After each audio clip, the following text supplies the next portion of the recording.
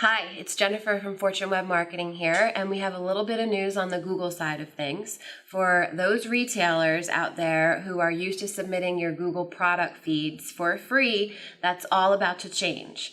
Google is commercializing the channel, which is kind of a fancy way of saying that they're going to make money off of it now.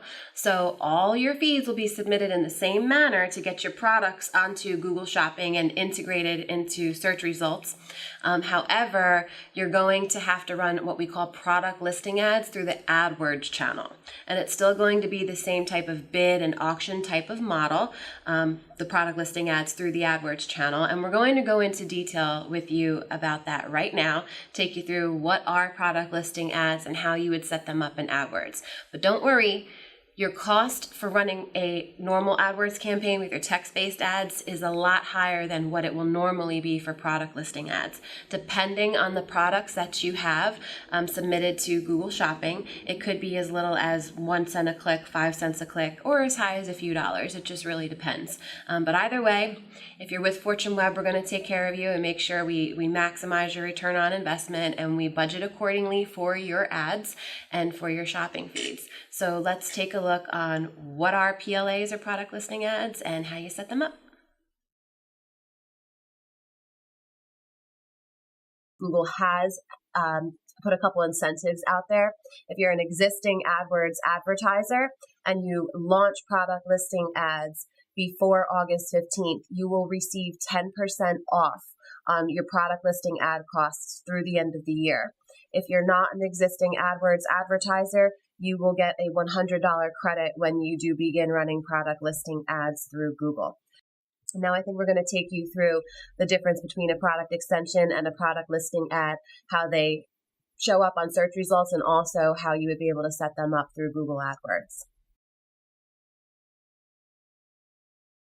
Okay, so the first thing we're going to do is show you how shopping feeds or products from your product feeds can come into Google Shopping results.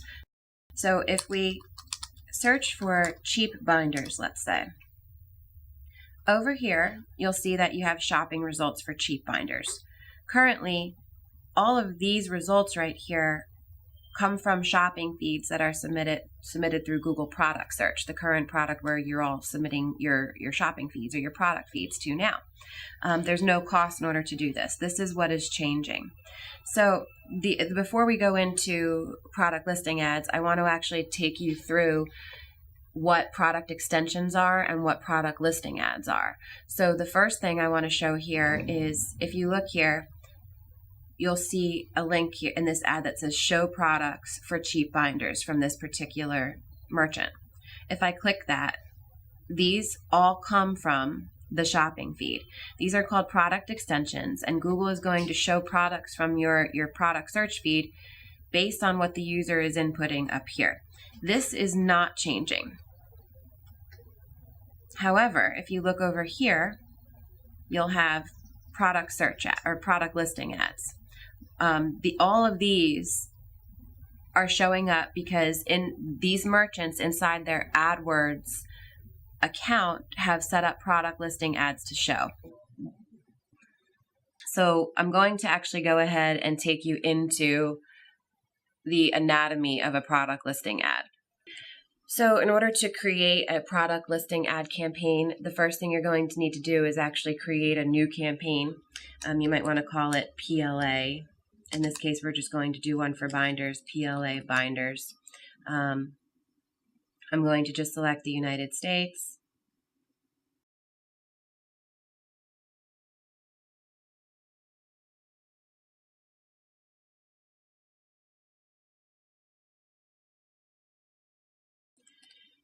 And then this is just a test campaign. We're going to set a sample budget.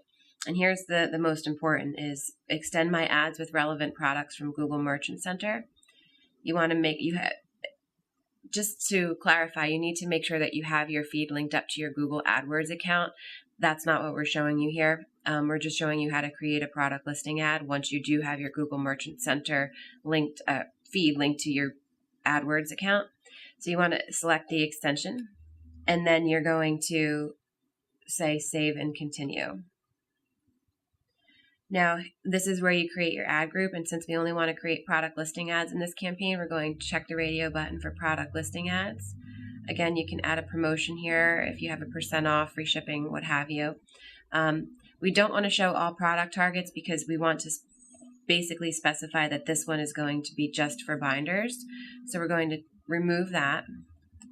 Again, set a default bid, a test default bid. You're going to say save ad group. Then you need to go over to your auto target since you didn't say save or show all my products from my product feed, and you're going to need to say add product target. Now this is where it comes into play that you have to have your feed segmented and very targeted. So in a product type column of your feed, you need to make sure that you have your product types listed. In this case, we would match up a product type to binders for the product type matching anything with binders in the product feed.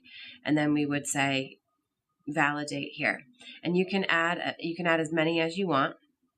You can segment by brand. You can just show, if you wanted to show only Avery binders, for example, you could do that as long as you had the brand column in your feed. You can do condition, AdWords label, and AdWords grouping as well. In a nutshell, what we're trying to tell you now is that it's no longer free to simply upload your product feeds to Google Product Search. You are now going to have to pay to have your product shown on what they're now calling the new Google Shopping experience, and that transition will take place by the fall of this year.